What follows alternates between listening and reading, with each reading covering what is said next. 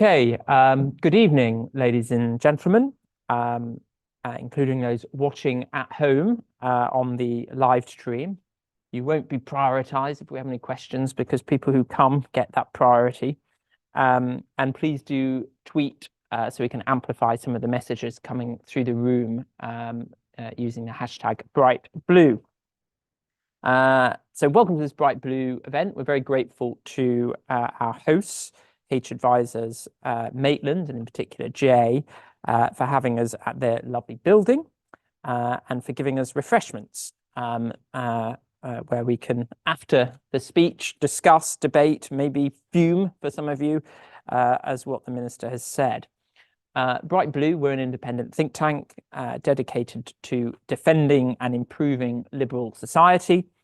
Our work has cross-party appeal and reach. Indeed, we're delighted that some of our policy ideas were in the government's recent Pathways to Work Green Paper, specifically a new time-limited unemployment supplement for those with longer work histories, which would replace contributory-based JSA and ESA, a higher UC standard allowance combined with conditionality, and ensuring all UC claimants have suitable support and conditions to prepare, plan, or search for work.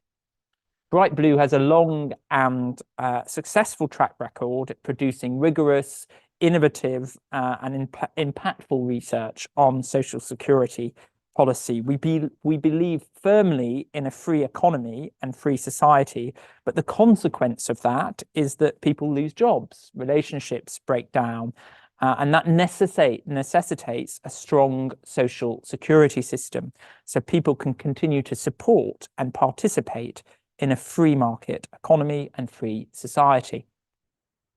We also believe in the economic, moral, and health benefits of work, and we believe we need a welfare system that incentivizes and supports people into work as much as possible, as well as providing adequate support for those who cannot. And we're particularly concerned about the rise in economic inactivity that we've seen since the pandemic. We know too that if more people work, if we have more expanded economic activity, this contributes to higher economic growth, which is the main mission of this government. Indeed, the evidence from the 90s and noughties suggests that the majority of the growth that was experienced during that time was because of more people being in the labour market. So I'm delighted that we have the Minister for Social Security and Disability, the Right Honourable Stephen Timms, to share his thoughts on how we can expand economic activity, especially after the publication of the recent Pathways to Work Green Paper, and also the government's goal to get 80% employment rate. So, Minister, over to you.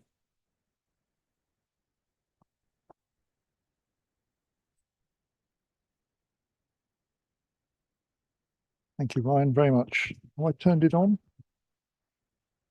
Yes, I think I have. Yeah. Well, I'm delighted to be here. Thank you very much for your welcome. Thank you to H Advisors Maitland for a lovely place to do this event. And I apologise that my appearance is a bit curtailed compared with what we'd originally hoped, but I'm pleased to have the opportunity. Last week, as many of you will have noted, the Sutton Trust published its Opportunity Index, which looked at how young people eligible for free school meals who've taken their GCSEs since 2002 have fared since then at their GCSE exams, at A-level, whether they were in education, employment or training after Key Stage 4, whether they gained a degree, whether they were in sustained employment at age 28, and what they were earning at that age as well. And as the MP for East Ham for the last 31 years, I was delighted to read the conclusion, which I'm going to quote to you. The 20 constituencies with the highest ranking for opportunity are in London, with East Ham ranked top. So I was pleased about that. I mean, it hasn't always been like that. I've lived in East Ham since leaving university in 1978. It makes up about 40% of the London borough of Newham. And I remember Newham school exam results used to teeter at the bottom of the national league tables when they started to be published around about the time that I moved there, I think. The position has dramatically changed since then, thanks to sustained effort from the London Borough of Newham, inspiring dedication in local schools and colleges, really impressive commitment. And also, I think the policies of the Labour government from 1997 with its London Challenge programme, Teach First, which I introduced as schools minister in 2001, has had a big positive impact. And all of these things have combined to change things dramatically so that in the community I represent, which may well be the most ethnically diverse community on the planet, the prospects for young people growing up now in low-income families are far, far better. Previously, rather bleak prospects have been turned round. And I make that point at the start this evening just to highlight my conviction that policy can turn things round. Challenges which look formidable can be overcome. Seemingly insuperable barriers can be surmounted. And I think that's a good point to start from in considering the ambition of this government to expand economic activity. In November, our Get Britain Working white paper set an ambition for an 80% rate of employment, which would be the highest that it's ever been in the UK. In March, we published our Pathways to Work green paper that Ryan mentioned, and that's the focus of my work. And that sets out plans to reform health and disability benefits, boosting the prospects of independence for those who are claiming them, opening up new opportunities and removing barriers for people unnecessarily kept out of work in the past. I think it's clear that the current system is broken. 2.8 million people out of work and classed as long-term sick at the time of the general election last year. The number of people claiming health-related benefits with no requirement to work has risen by 800,000, which is 45% since 2019-20, the year before the pandemic. And uniquely, among the G7 countries, we still have a lower employment rate than we had just before the pandemic. And why is it that we alone amongst those 7 countries have not managed to get back to where we were before?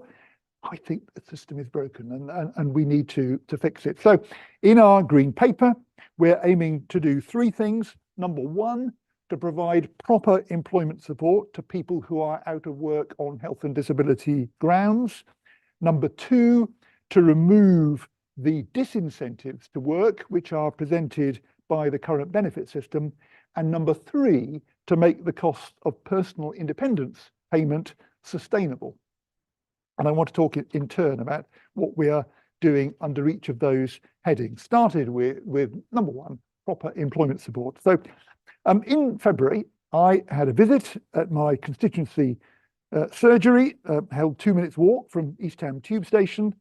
And it was a constituent who I hadn't met before who came in, and he told me that he lost his arm in a road accident, age 6. And as a result, when he left school, he really struggled to find a job. He just couldn't find employment. Eventually, and this was in the year 2000, somebody told him about a government programme called the New Deal for Disabled People. And actually, he couldn't remember the name of it when we talked about it. But I said, was it the New Deal? Oh, yes, he did. It was a New Deal for Disabled People. And he signed up for that. And they helped him finally to get into work. He then worked continuously for 23 years until November, a whole series of different jobs. He paid his taxes, he brought up children. Everything was fine until in November 2023, he was in a rather unsatisfactory 0 hours job and he decided to leave and he left it. But he hasn't been able to find a job since. And he came to see me as local MP to ask where he could find help, like the help he got from the New Deal for Disabled People 25 years ago. Now, I have a great interest in the New Deal for Disabled People, not least because in the summer of 1998, I was the minister who introduced it. I would like to claim it was my idea, but unfortunately, that wouldn't be an honest claim. It was on my desk when I started in that first ministerial role. But I do remember how how experimental it was, because nobody had really tried before then to do this job. Incapacity benefit had been used in the 1980s to get people off the unemployment register, and nobody had really tried to support those people back into work. So we introduced a few pilots because various people had some bright ideas, and we called it the New Deal for Disabled People. The record now shows that after the introduction of the New Deal for Disabled People, the disability employment gap, the difference between the employment rates for disabled and non-disabled people, which actually was only measured from 1998 onwards, that gap fell steadily. The Learning and Work Institute published a note last week, which said of the New Deal for Disabled People that it delivered, and I quote, a 7 to 11 percentage point increase in employment for participants compared to similar groups, with impacts generally larger for longer term claimants and a cost per participant of £1,762 in 2025 prices. And the disability employment gap fell steadily from 1998 to 2010. In 2010, that approach that we'd taken was wound up. And then, conveniently, for the sake of my argument, the disability employment gap stopped falling. It plateaued after that. In 2010, the gap was around 30 percentage points, and comparisons here are a bit tricky because there have been a couple of data discontinuities since then. But as of last week, the disability employment gap stands at 28 percentage points, 15 years on. Now, my constituent was one of the beneficiaries. Having been given the opportunity of work, he was absolutely fine. He didn't need any further help for 23 years. That £1,762 or whatever it was that was spent on him in the year 2000 has been repaid many, many times over. And we are determined now that proper employment support should be available once again for people out of work on health and disability grounds.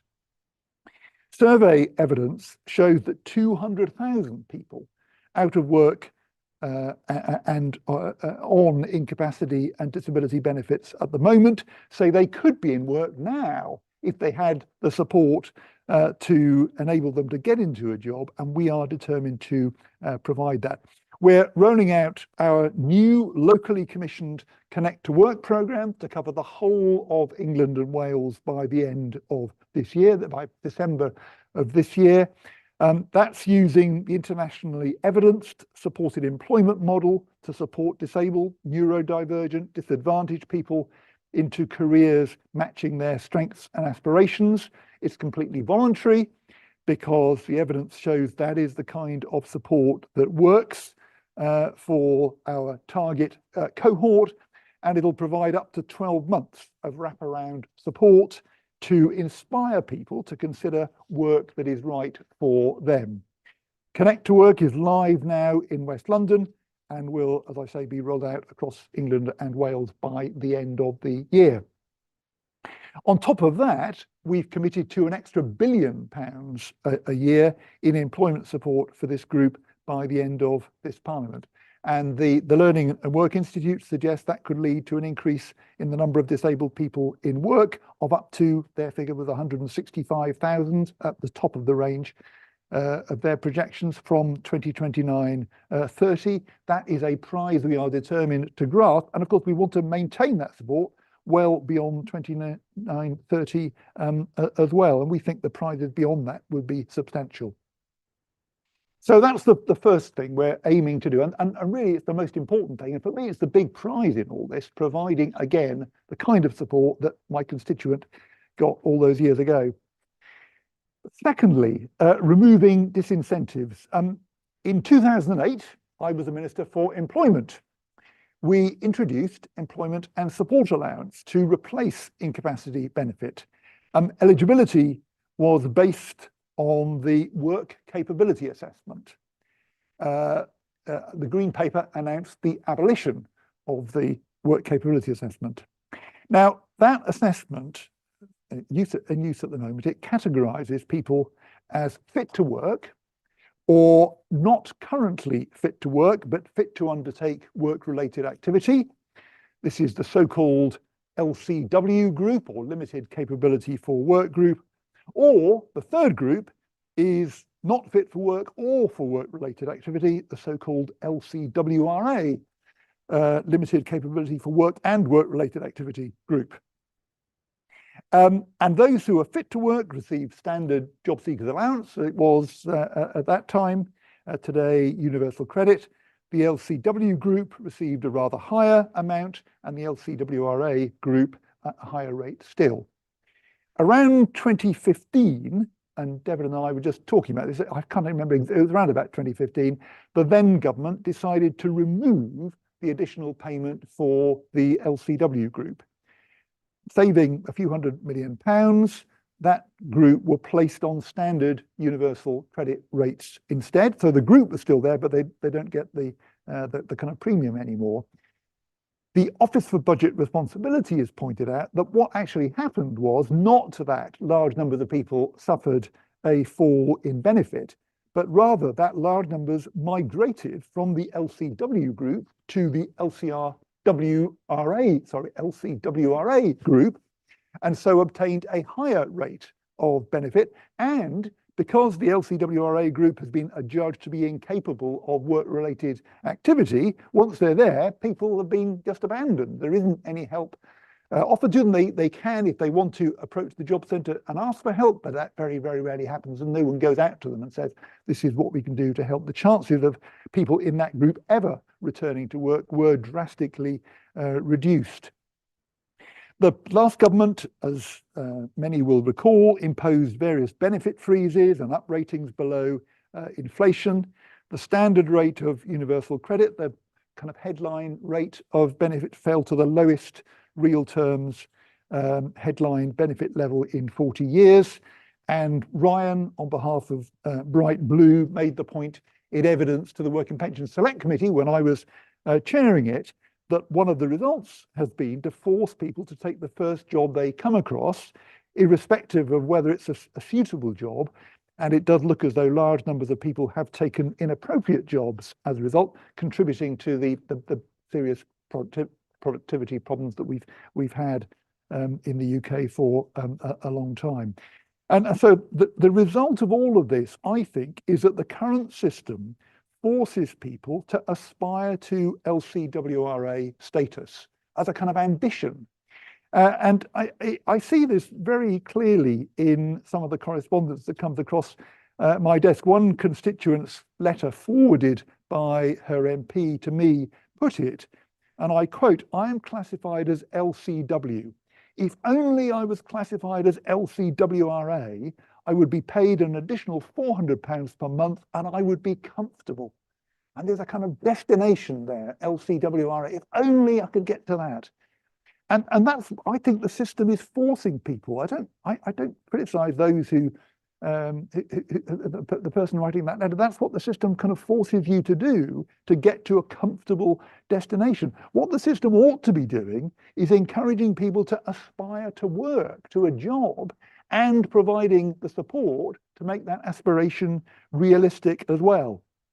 So we propose to reduce substantially the health top-up in universal credit for new applicants from next April, and also to start to increase the rate of the universal credit standard allowance. The first time that's been permanently increased, it went up, as you'll recall, during the pandemic, but then came back down again. This is the first time it's been permanently increased beyond inflation since universal credit was introduced.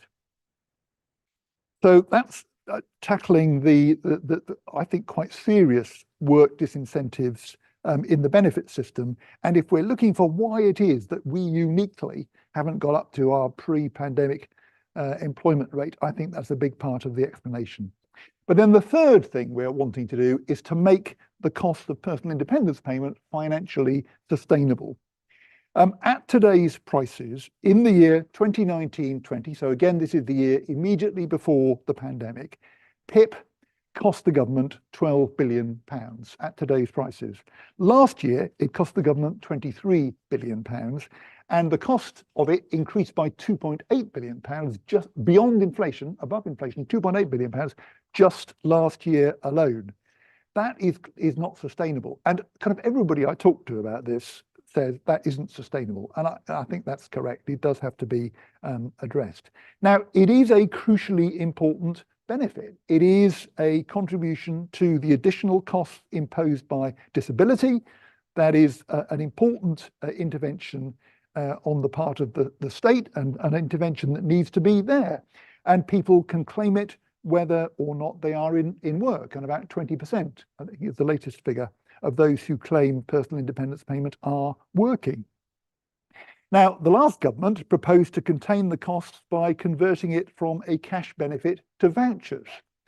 We don't support that. It would take away the choice that disabled people have about how best to meet their own needs and reduce their autonomy and their independence at a time when I think everybody pretty much recognizes that we should be supporting disabled people to be independent, not reducing that independence. Others have suggested that what we should do is freeze the benefit. But we know that the additional costs imposed by disability are substantial. The department is working at the moment with disability organisations on research to assess what those costs are. Scope, the charity, publishes regular estimates on that. These costs are definitely not frozen. So I don't think the benefit should be frozen either. So our proposal is that people applying for PIP, and there are, I think, 1,000 new awards per day at the moment of personal independence payment, that people applying for PIP will have to score at least 4 points on one of the 10 daily living activities in the assessment in order to be eligible for the benefit in future. And apologies to those who are not familiar with the way this works, but typically people are getting perhaps 2 at the moment, and what we're saying is you need to be a notch higher on one of the activities, up to 4 points, in order to be eligible. Now, the Office for Budget Responsibility thinks that about 1 in 10 of those claiming PIP in November next year, which is when this change would kick in, would lose eligibility for the benefit by 2029-30. Now, actually, a lot of people at the moment, nearly half of people who claim PIP did not get 4 points on one of the activities in their assessment last time around. So perfectly understandably, a very large number of people are anxious about this at the moment. The OBR view is that most of those people who didn't get 4 points last time around will get, because of behaviour changes on the part of people applying for benefit and on the part of assessors as well. But obviously there is some uncertainty about that, but I think OBR is probably right. But if they are right, that would mean that the number of people receiving PIP daily living will continue to rise. The cost of the benefit would continue to increase in real terms year on year, but the rate of increase would be a sustainable rate instead of the current unsustainable rate, virtually doubling in 5 years in real terms. Now, that is a reform that needs to be made if we are to deliver the changes that we need, to deliver the really substantial investment in employment support, to get the system to work as it should, to fix this current broken system, to support the higher rate of employment, which is our goal. So these are difficult but important changes. Liz Kendall, the Secretary of State, who gave a speech about all this yesterday, which some of us were present for, she described them last weekend as a moral mission. The key to delivering the sustained reduction in poverty, which is our goal, is to deliver a sustained increase in employment.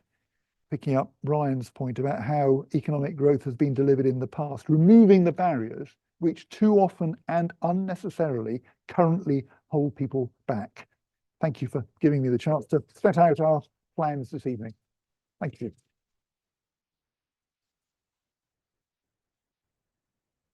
Thank you, Stephen, for a very thoughtful and factful speech, which is no surprise, because I know you love to get stuck into the detail.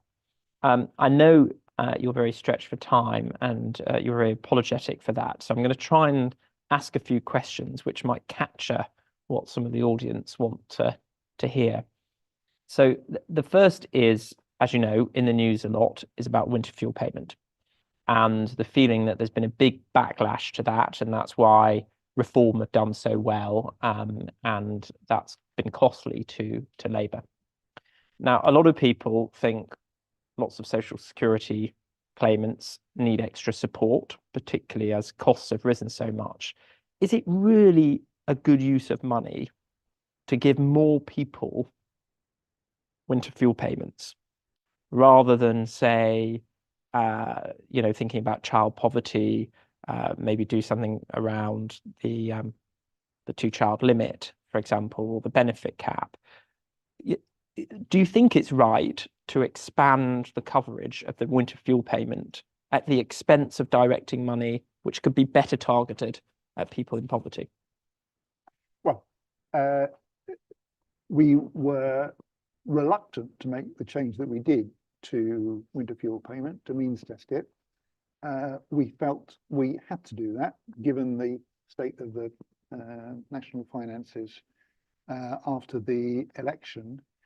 We think now there is an opportunity to restore some of the support that was taken away in that means testing step, and we'll be setting out the details of how to do that. And I think that is the right thing to do. I mean, you're right, there was a very strong public reaction against it, and a quite deeply felt concern that it wasn't fair.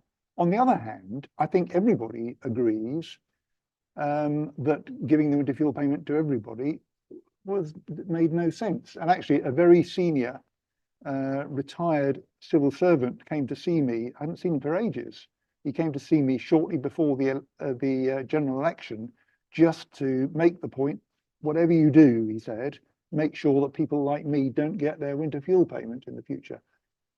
So I think that's a point that's agreed. But we want to adjust the balance. We think there is more we can do. We think there are low-income pensioners who should get further support in the winter fuel payment, and we'll be setting out in due course how we plan to do it. Why not, for example, increase the warm homes discount?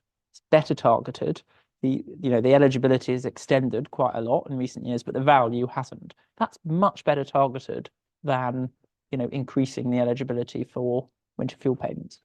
An interesting idea, which I shall take back with me and discuss with my colleagues. Okay, and then final question is, as you say, I know you're very passionate about supporting disabled people, and obviously introduced the New Deal for disabled people back in 1998. There is some concern about restrictions on eligibility to PIP. You talk about the OBR's assessments of changes to how claimants score and how assessors do that scoring. The OBR doesn't have a great track record in its predictions, I would say, on other things.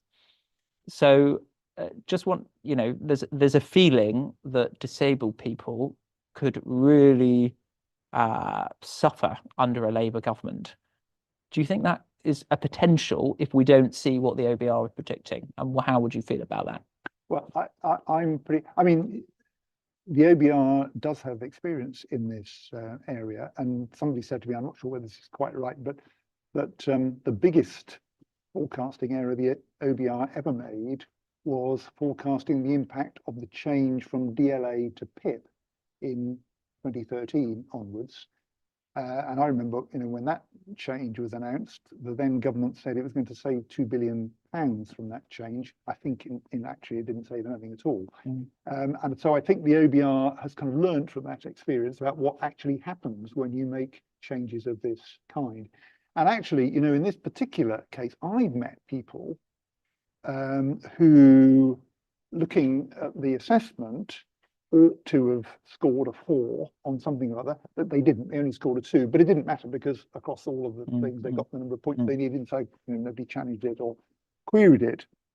But clearly, after these changes are introduced from November next year, the distinction between a 2 and a 4 is going to be crucial for lots of people. So there'll be a huge focus on that, and assessors, I think, will be much more careful about these things in the future than they were. So that's the kind of behaviour change that I think the OBR is correct will take place. And on that basis, you know, I think their figure of a 10%.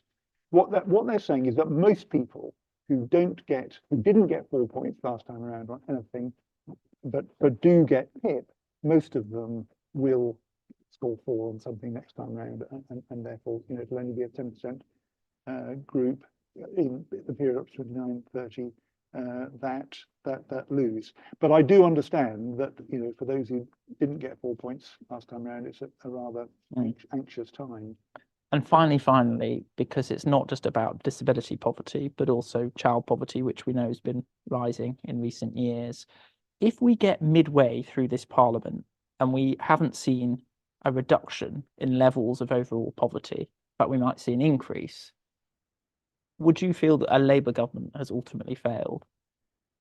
Well, I mean, we set up a task force on child poverty straight after the general election.